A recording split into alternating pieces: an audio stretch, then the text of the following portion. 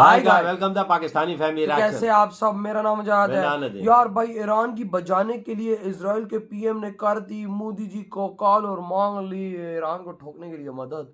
नहीं यार, क्या बोल रहे हो यार? भाई साहब, ये क्या सीन निकल कर आ रहा है भाई साहब। सीधा इजराइल ने पीएम मोदी को कॉल मारी है कि हमारी हेल्प करो।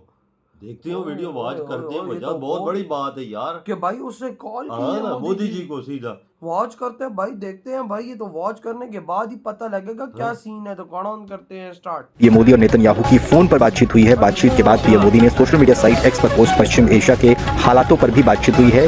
ईरान और इजराइल के बीच तनाव जारी है और इस बीच पीएम मोदी और नेतन्याहू की फोन पर बात हुई। मेरी ऐसा अंडरस्टैंडिंग है कि इंडिया बेसिकली नेतन्याहू ने फोन किया है प्राइम मिनिस्टर मोदी को कि भाईजान साड़ी हेल्प करो। जो ममालिक के ताल्लुकात होते हैं ना, ये बड़े इंपॉर्टेंट होते हैं। मैं आपको बात बताऊं, कंट्रीज पे लॉट ऑफ अटेंशन, लोगों को, मुल्कों को इस चीज से कोई गर्ज नहीं है कि फलस्तीनियों से क्या हो रहा है।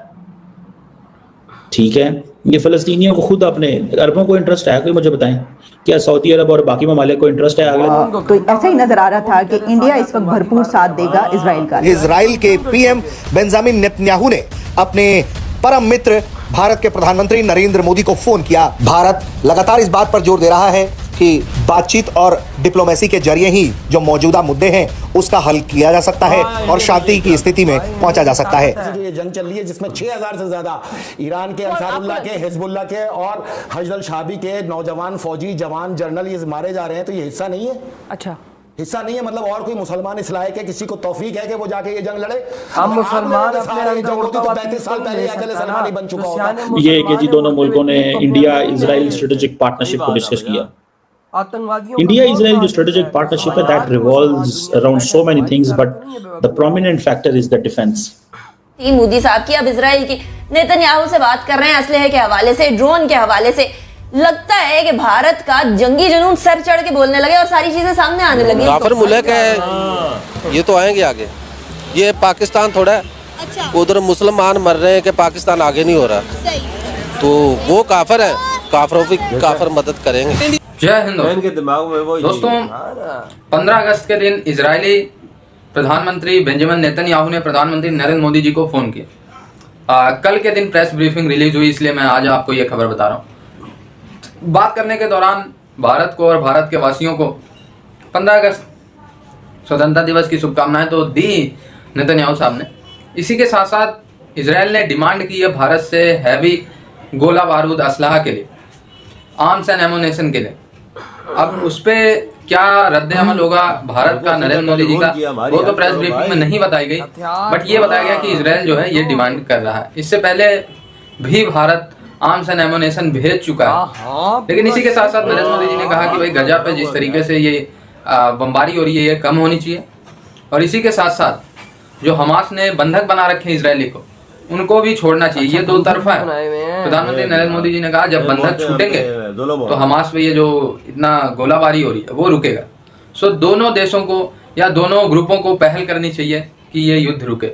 और सिंपल सी बात है, अगर इजराइल बंद कर दे और उनके बंधक को हमास छोड़े ही ना तो भी ये संभव नहीं है, और उन बंधकों को हमास छोड़ दे तो इजराइल मारेगा ही। वहीं देशों के प्रमुखों ने भारत इजराइल के द्विपक्षीय संबंधों को लेकर भी चर्चा की और आने वाले दिनों में इसे और मजबूत करने पर जोर दिया। इसे इंडिया इजराइल स्ट्रेटेजिक पार्टनरशिप को आगे बढ़ाने पर भी कई मुद्दों पर बातचीत की गई है। इसके अलावा दोनों ही देश के नेताओं ने एक दूसरे से संपर्क में बने रहने का भी वादा किया है। और इंडिया और इजराइल जो है वो आपको पता है कि प्रोडक्शन ऑफ मिसाइल्स जो है वो भी कर रहे हैं और इंडिया को इजराइल ड्रोन्स भी सप्लाई करता है। बिल्कुल। सो मुझे मेरी असेसमेंट, मेरी अंडरस्टैंडिंग है कि इंडिया बेसिकली नेतन्याहू ने फोन किया है प्राइम मिनिस्टर मोदी को कि भाईजान साड़ी हेल्प करो, हमें हेल्प करो। और हेल्प इसलिए करो कि एक तरफ आपको पता है कि ईरान बिल्कुल तैयार बैठा हुआ, ईरान तैयार बैठा हुआ है कि हमने हमला करना ही करना है, क्योंकि ईरान की जितनी प्रॉक्सीज हैं, Hamas, Hezbollah,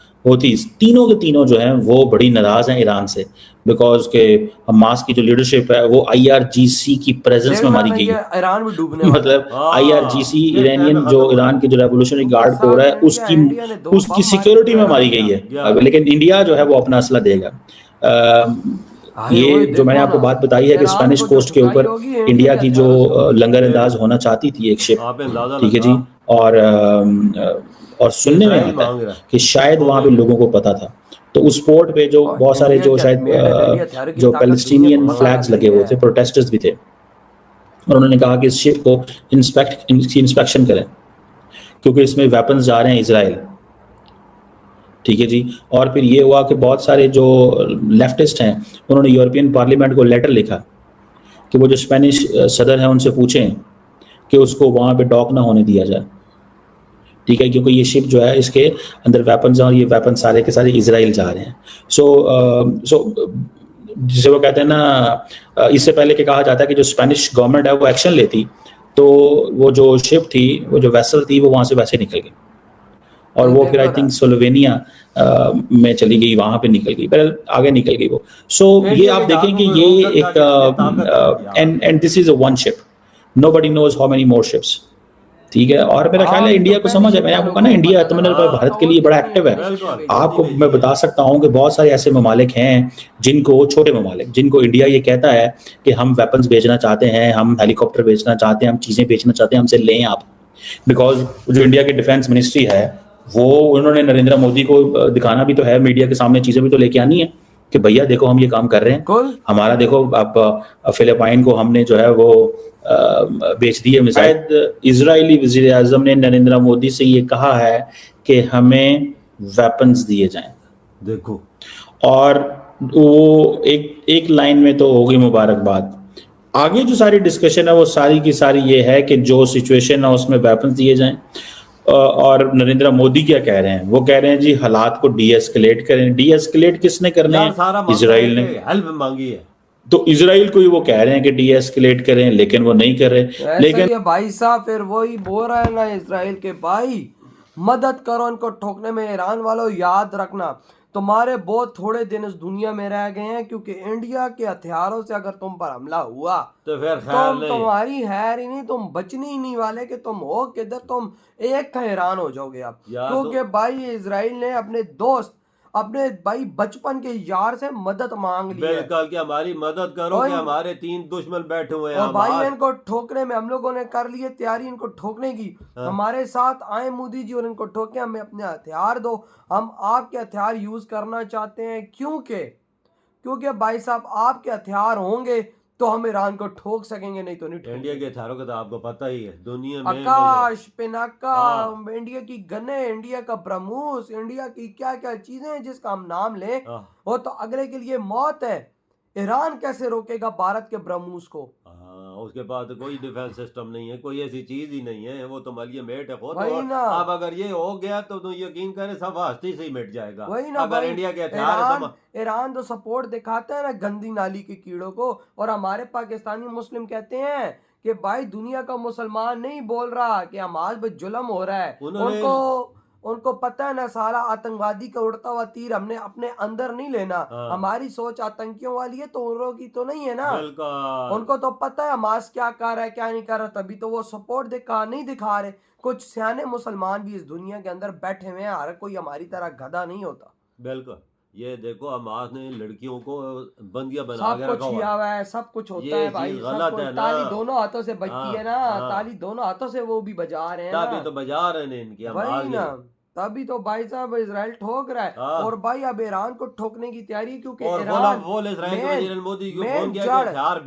main foundation Iran है जो हेल्प करता है, सपोर्ट पैसे की देता है उनको। लेकिन अब भारत और इजराइल आ गए ना मैदान में। इजराइल तू अब बच के दिखा भारत के हाथों से, क्योंकि भारत आतंकवाद के खिलाफ है। ईरान बच के दिखाए। हाँ ना भाई साहब, अब ईरान बचे ना जरा भारत से, क्योंकि भारत तो सीधे सीधे आतंकवाद के खिलाफ है। हाँ, वो तो ये चीज नहीं चाहता कि भारत कहता है कि भाई साहब आतंकवाद जिधर मुझे नजर आया उसको मैं उधर ही मिटा दूं। यार उसकी मिसाल साहब कश्मीर से कैसा ठोक के उनको मुकाया। वही ना भाई साहब, कश्मीर में ऐसे हालात थे, लोग ऐसा कुछ मना सकते। वही ना भाई, तो यार आपके क्या थॉट, जो इतनी बड़ी मदद मांग ली गई है इंडिया से, अब इंडिया लेगा तगड़ा एक्शन। इधर ही वीडियो खत्म करते तो बाय।